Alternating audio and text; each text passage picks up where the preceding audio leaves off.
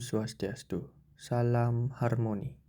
Perkenankan, saya Iwayan Widyastina, mahasiswa Pascasarjana Universitas Pendidikan Ganesha, program studi Magister Hukum, untuk memaparkan paper saya yang berjudul Positivisme Hukum dalam Praktik Penegakan Hukum di Indonesia, Antara Kepastian dan Keadilan. Adapun latar belakang dari paper saya ini yaitu konsepsi Indonesia sebagai negara hukum menempatkan hukum pada posisi sentral dalam penyelenggaraan kekuasaan negara dan kehidupan bermasyarakat. Penegasan Indonesia sebagai negara hukum sebagaimana tercantum dalam pasal 1 ayat 3 Undang-Undang Dasar Negara Republik Indonesia tahun 1945 tidak hanya bersifat deklaratif, melainkan mengandung implikasi normatif bahwa setiap tindakan penyelenggara negara harus berlandaskan hukum yang sah dan dapat dipertanggungjawabkan secara yuridis. Dalam praktik penyelenggaraan negara dan penegakan hukum, hukum yang berlaku dan dijadikan pedoman utama adalah hukum positif, yaitu hukum yang dibentuk oleh lembaga yang berwenang melalui mekanisme peraturan perundang-undangan. Dominasi hukum positif tersebut tidak terlepas dari pengaruh aliran positivisme hukum yang memandang hukum sebagai seperangkat norma tertulis yang keberlakuannya ditentukan oleh prosedur pembentukannya, bukan oleh muatan moral atau nilai keadilannya.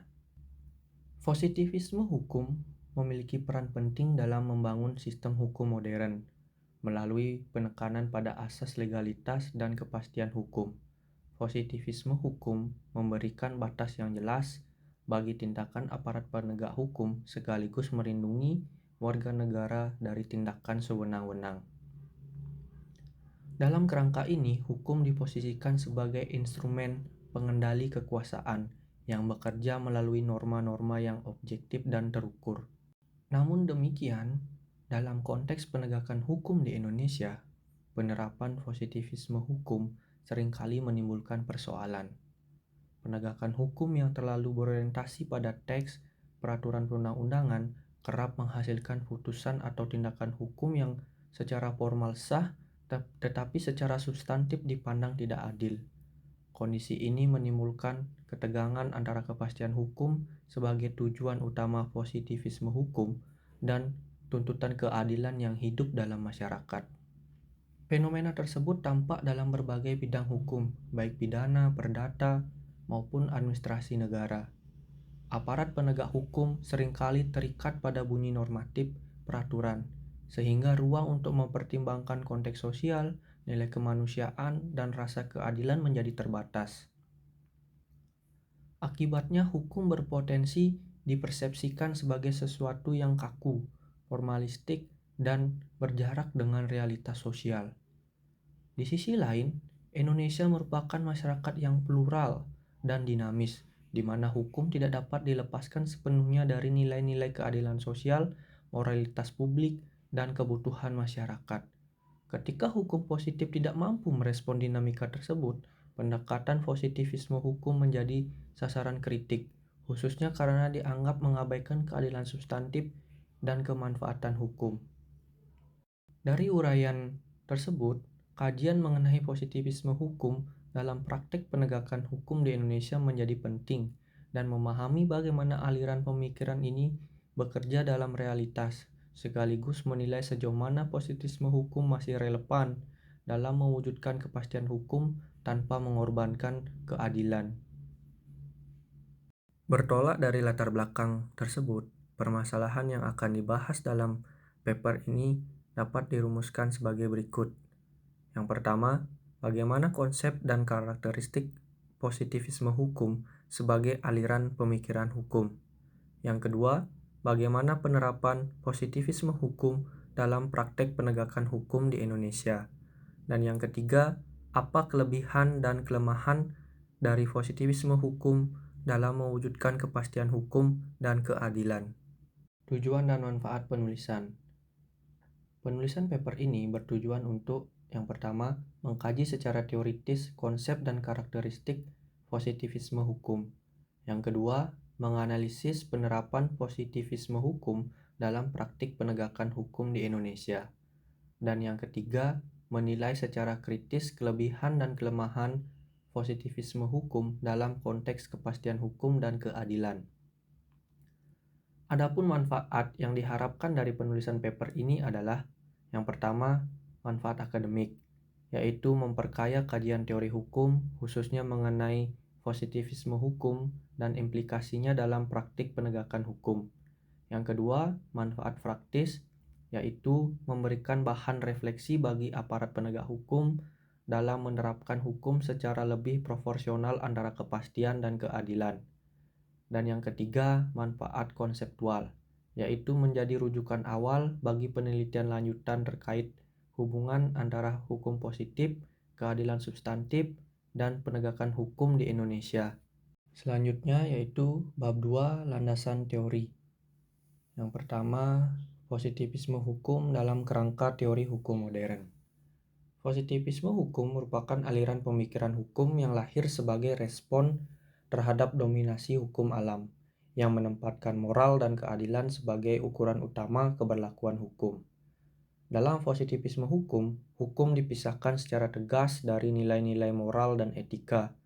Hukum dipahami sebagai norma yang berlaku karena ditetapkan oleh otoritas yang sah, bukan karena mengandung nilai keadilan tertentu. Pemisahan antara hukum dan moral merupakan titik tolak penting positivisme hukum. Pandangan ini didasarkan pada asumsi bahwa pencampuran hukum dengan moral akan menimbulkan ketidakpastian dalam penegakan hukum. Moral bersifat subjektif dan berubah-ubah, sementara hukum dituntut untuk memberikan kepastian, kejelasan, dan prediktabilitas.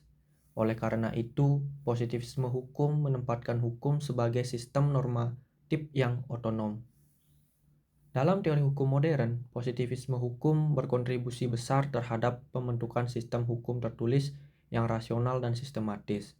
Negara hukum modern membutuhkan hukum yang dapat diidentifikasi secara jelas, dapat diterapkan secara konsisten, dan dapat ditegakkan tanpa bergantung pada penilaian moral individu aparat penegak hukum.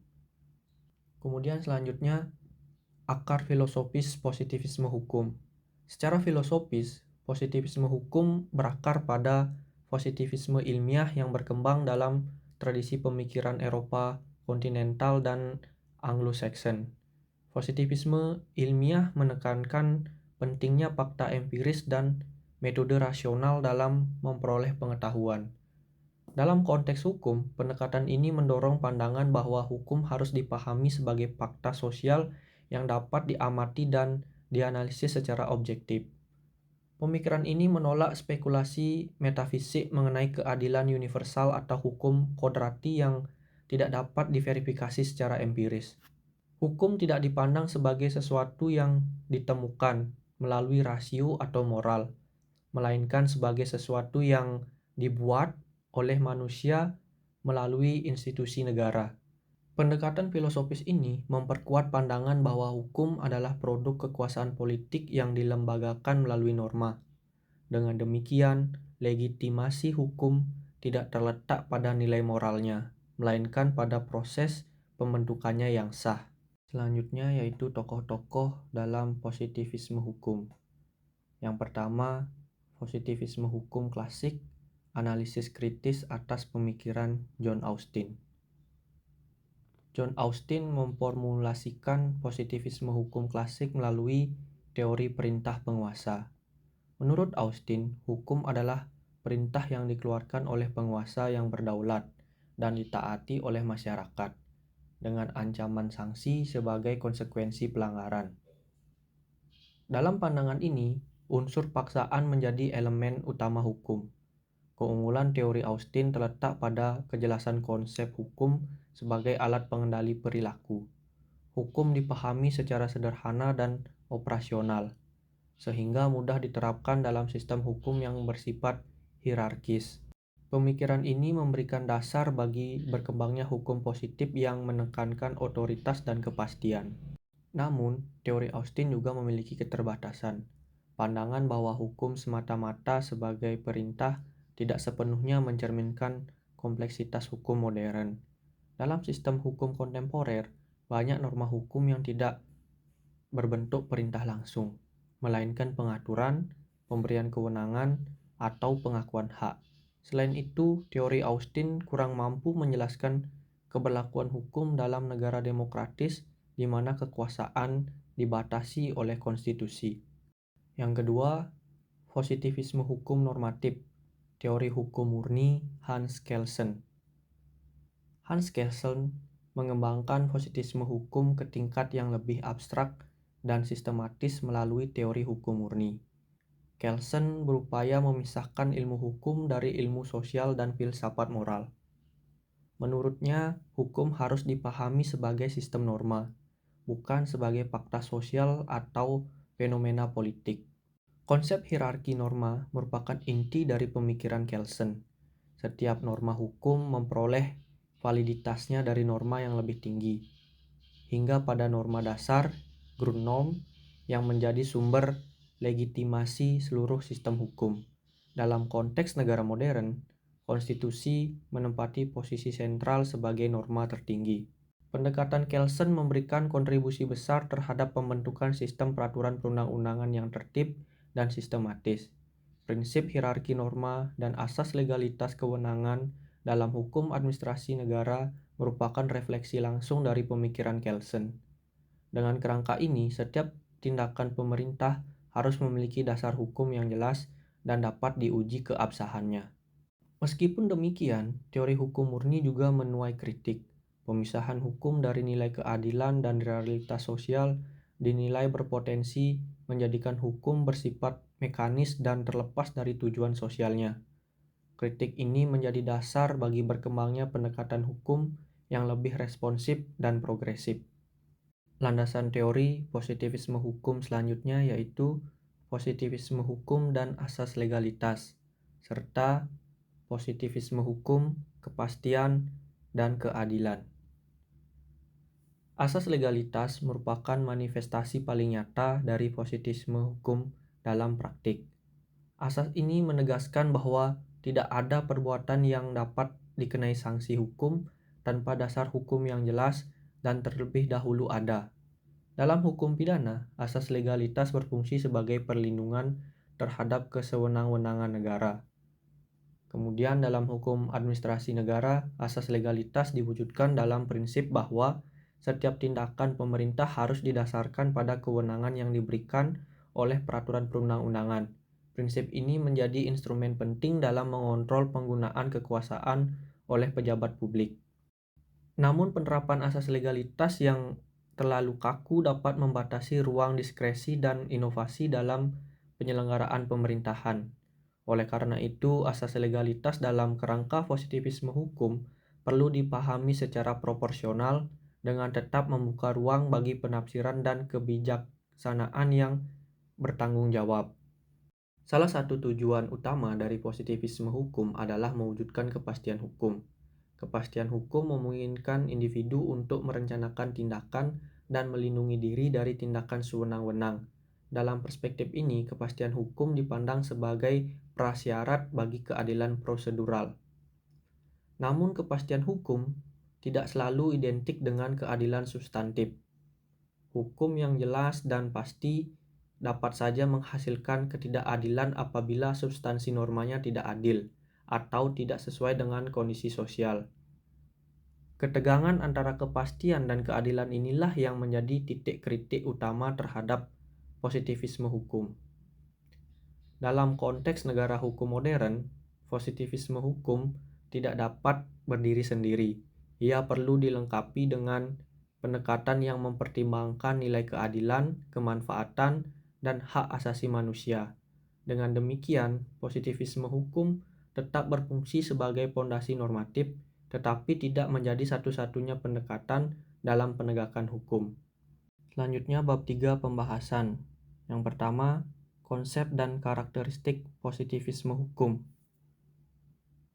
Sebagaimana telah diuraikan dalam landasan teori, positivisme hukum menempatkan hukum sebagai norma yang keberlakuannya ditentukan oleh sumber dan prosedur pembentukannya.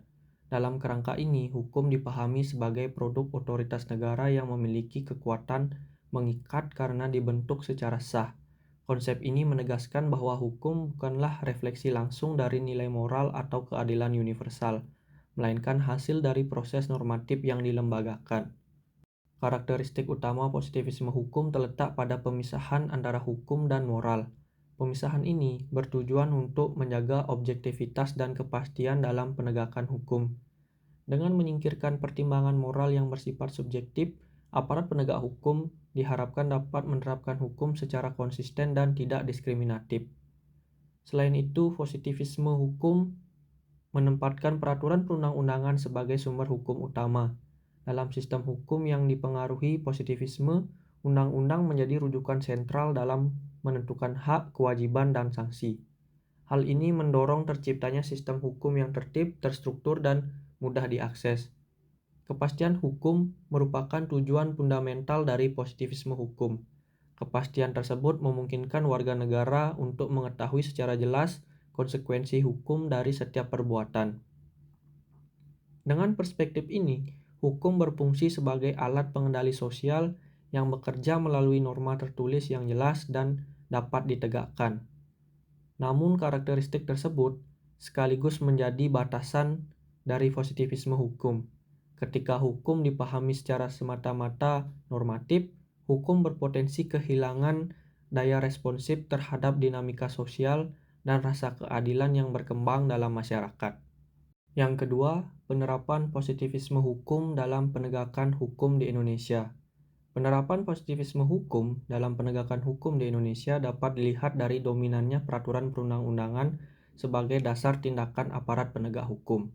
Dalam sistem hukum Indonesia, asas legalitas menjadi prinsip fundamental yang mengikat seluruh proses penegakan hukum, baik dalam ranah pidana, perdata, maupun administrasi negara.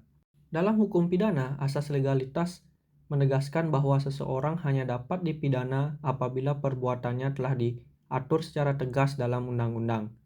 Prinsip ini mencerminkan pengaruh kuat positivisme hukum yang menempatkan hukum tertulis sebagai satu-satunya dasar pemidanaan. Pendekatan ini memberikan perlindungan terhadap hak asasi manusia, tetapi sekaligus membatasi ruang bagi hakim untuk melakukan penafsiran yang lebih progresif. Dalam hukum administrasi negara, positivisme hukum tercermin dalam asas legalitas kewenangan.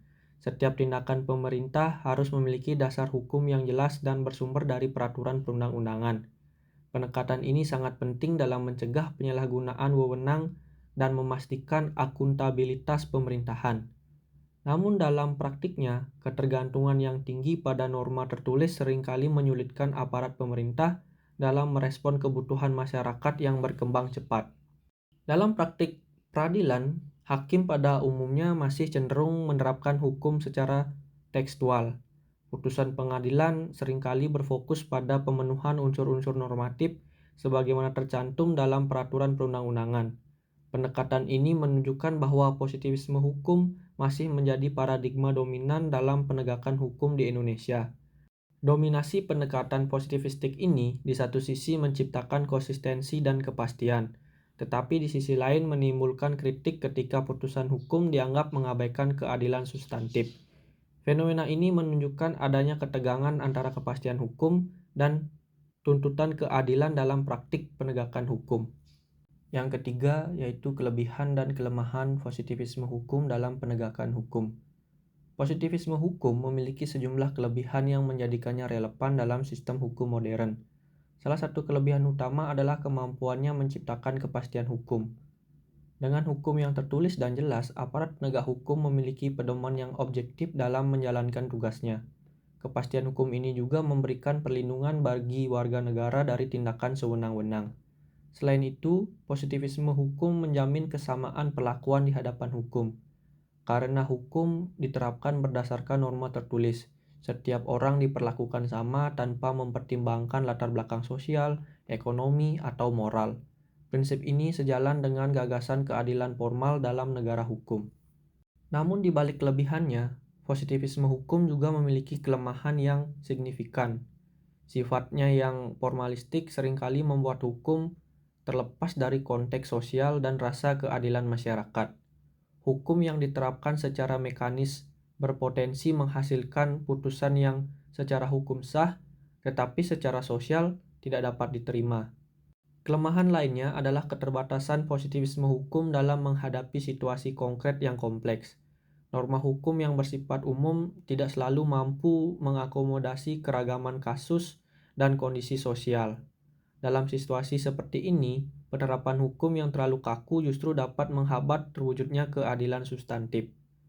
Oleh karena itu, penerapan positivisme hukum dalam penegakan hukum perlu dilengkapi dengan pendekatan yang lebih kontekstual. Hukum positif tetap menjadi pondasi utama, tetapi penafsiran dan penerapannya harus mempertimbangkan nilai keadilan, kemanfaatan, dan perlindungan hak asasi manusia. Dari pemaparan paper tersebut dapat ditarik kesimpulan yaitu positivisme hukum memandang hukum sebagai norma tertulis yang berlaku karena ditetapkan secara sah oleh otoritas berwenang, sehingga menekankan legalitas formal, kepastian hukum, dan asas legalitas sebagai pondasi sistem hukum modern. Dalam praktik penegakan hukum di Indonesia, pendekatan ini masih dominan karena aparat penegak hukum menjadikan peraturan perundang-undangan sebagai dasar utama setiap tindakan dan putusan. Dominasi tersebut di satu sisi menjamin kepastian dan konsistensi hukum, tetapi di sisi lain penerapan yang kaku dan formalistik berpotensi mengabaikan keadilan substantif secara konteks sosial masyarakat. Oleh karena itu, positivisme hukum tetap relevan sebagai pondasi negara hukum, namun perlu dilengkapi dengan pendekatan yang lebih proporsional dan kontekstual agar hukum tidak hanya sah secara formal, tetapi juga adil dan bermanfaat. Selanjutnya yaitu rekomendasi. Yang pertama, rekomendasi normatif. Perlu adanya penguatan peraturan perundang-undangan yang lebih responsif terhadap nilai keadilan dan perkembangan sosial. Pembentuk undang-undang hendaknya tidak hanya menekankan kepastian hukum, tetapi juga memperhatikan substansi keadilan dan kemanfaatan hukum dalam merumuskan norma hukum. Yang kedua, rekomendasi bagi aparat penegak hukum. Aparat penegak hukum perlu menerapkan positivisme hukum secara proporsional dengan membuka ruang penafsiran hukum yang kontekstual dan berorientasi pada keadilan substantif. Penegakan hukum tidak seharusnya berhenti pada pemenuhan unsur normatif semata, tetapi juga mempertimbangkan dampak sosial dan kemanusiaan dari penerapan hukum tersebut. Yang terakhir, rekomendasi akademik. Kajian dan pengembangan teori hukum di Indonesia perlu terus mendorong dialog antara positivisme hukum dan pendekatan hukum lain yang lebih responsif, seperti hukum progresif dan hukum berkeadilan sosial. Pendekatan interdisipliner ini diharapkan dapat memperkaya praktik penegakan hukum tanpa menghilangkan kepastian hukum sebagai prinsip dasar negara hukum. Demikian pemaparan paper yang dapat saya sampaikan. Atas perhatiannya saya ucapkan terima kasih, dan apabila ada kata-kata yang kurang berkenan, saya mohon maaf. Saya tutup dengan parame Santi. Om Santi Santi Santi Om. Salam harmoni.